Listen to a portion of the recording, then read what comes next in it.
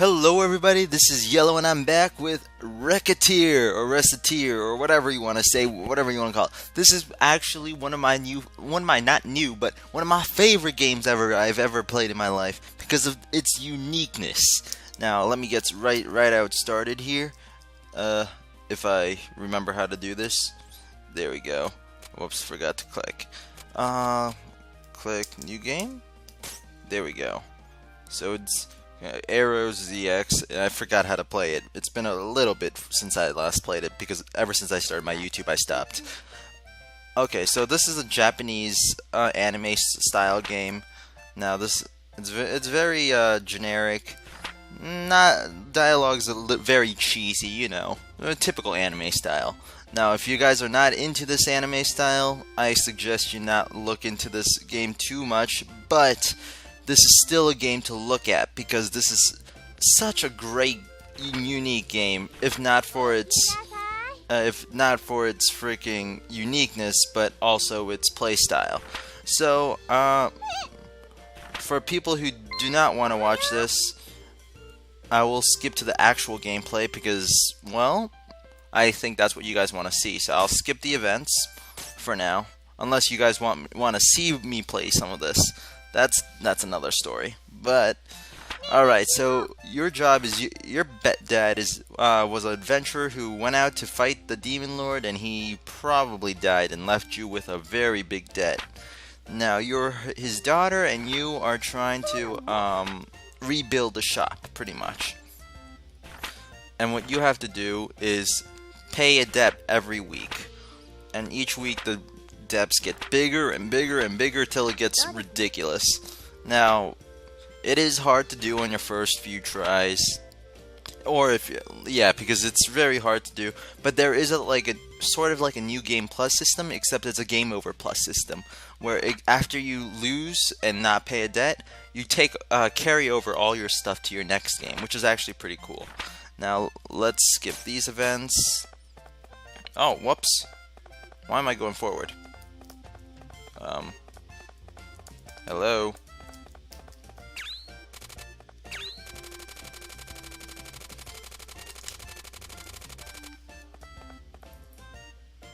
Okay, that was very awkward. I fixed it. Alright, whatever. So you start out as a little merchant, and do I have to go through the tutorial? No, I do not. So what I do is go to the Merchants Guild. This guy pretty much sells you your typical stuff that you're gonna sell in your store for wholesale, of course.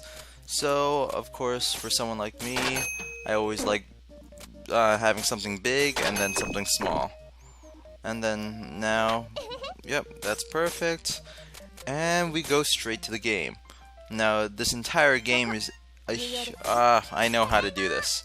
Alright, so I'm gonna run this store pretty well, hopefully. No, I don't want to hear what you want to say, you fairy thingamajig. I forgot what they called them in this game. But, is that it? Now how do I start the store again? Maybe I should have listened to her a little bit. But nope. Oh, I have walnut bread. Whoops. Now the things that are what's really cool about this is the stuff that are on your windows are what's going to be bringing in your customers. So eventually, what's gonna happen is if you really wanted to see some of the storyline, I will put it up if you guys really want me to. Just leave a comment below. But otherwise, let's keep going. Now the store runs by itself. What happens is each things are being sold, and what ends up happening is okay. So people come into your store, and right now, since my store is brand new, nobody's gonna do anything. Not a lot of people are gonna want a lot of my stuff. So I talk to her, and you can haggle for the price. Now, each person has a different base price rate, and there's certain days where certain things are popular, certain things are scarce. But I believe this woman pays for this much. Oh, whoops. My bad. Alright, so you can haggle for as much as you can, and that'll raise your merchant level, and the higher your merchant level, the more people around you trust you to do sell stuff, and more things they will sell you. So this is actually a very business-like game. But there's also some others. Now, if this game were entirely that, I mean, it's already unique in itself. But if the game were entirely that, and this is an anime game, so there are a lot of cutscenes. But this is actually brought from Japan over to America. Before I continue, brought from Japan to America by a group called Fulgur Carpe or something like that. Now, these guys, I didn't know their video policy, so I asked them personally, and they were very, very kind enough to let me know what was going on with this, if I was allowed to make a video or not, and they were very helpful. So a plus to them too, the company itself. So now from now on, I get to do whatever I want. But now I want to show you something else real quick. There's something called the Adventurers Guild, and here, here's a little adventurers place, and you make friends throughout your endeavors of selling stuff, and the more friends you make, some of them end up being adventurers. And this guy's an adventurer. Let's use him real quick. You can actually put the items that you own onto him, but I don't have any items, so. Well, actually I do, but I don't want to put them out. Now, this is the unique part of this. Actually, if any of you guys played, there is an iPad game sort of similar to this. It's called Adventure Bar. I'll do a video on that next time, but because that is also one of my favorite games. But I'm not talking about that game right now. I'm talking about this game, which is also really awesome. So. Yeah, why not? Okay, so pretty much this is a Zelda. Oh, and as you can tell, I'm not very good at this game, but but this is a very Zelda-ish like game. Very free opening, and I mean, there's a lot of floors I can go to, but hold up. Before I go there, you can do skills, stuff like that. And every once in a while there'd be a boss. This does get a little bit repetitive. Oh no, this does get a little bit repetitive, but you get used to it after a while. And plus, this game is a lot of fun. And some of the items you can only get through dungeon fighting. So some of the things you want to sell. Oh, that's an item you can. And it's an ingredient for making something. So yes, you can also create some of your own items in this game. So like a little crafting system. And looks like I just want to continue on with the game. So I'm gonna try to find the next. Oh my God, they've been right next to me for the past like 5 times. I am gonna lose this boss fight, aren't I? I haven't leveled up a single bit. Oh, and then you got criticals like that, which are pretty cool. It's a chance. And it's not chanced by hit, it's chanced by slash. So the difference between that is one slash is considered your little critical hit chance. So if you have multiple people in your in that one slash, all of them will be critted at once, which makes sense because yeah, if you throw all your energy in a sword and it happens to be stronger than anything else, anything that's caught into the blow would also get hurt just as much. So yeah, I guess there's a little bit of realism in there, but get out of here. I think I might level up one. Oh, this one of the items in the game. I can take these, and I got another one of them. That's a raincoat, that one. But you can take some of them, and items go from like fancy dresses to extravagant armor and stuff like that. So it's very, very cool to look at. And where am I going? I need to go find this exit. Oh, I my hands off the keyboard for a second. And I believe this is gamepad compatible. This is actually meant for the gamepad, but you know. I do have a gamepad. Oh my god! And there are random traps in dungeons. I forgot to say something about that.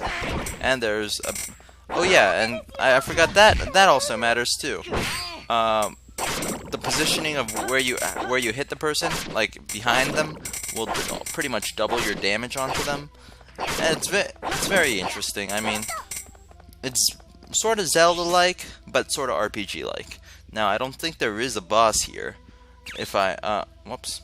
Oh, and here, I can show you this. I have a 10,000 pix, which is, pix is the currency in this game, depth due, and that's a considerable amount to mine. By the time I pay it, I'll probably be paying all my money. So, but I don't know if I'm going to show you all of that in this gameplay, or definitely not in this gameplay, but, okay. So, no boss in this one yet. It's a certification card, and they give you these certification cards to prove that you are they are an adventurer, and they're going to help you for the rest. So these adventures, what they're good for are getting ingredients, certain items, loot, a lot of gold is available, and new characters are also available there too. So it's a lot of fun, and some of the bosses are significantly harder than others, so it's a lot of fun.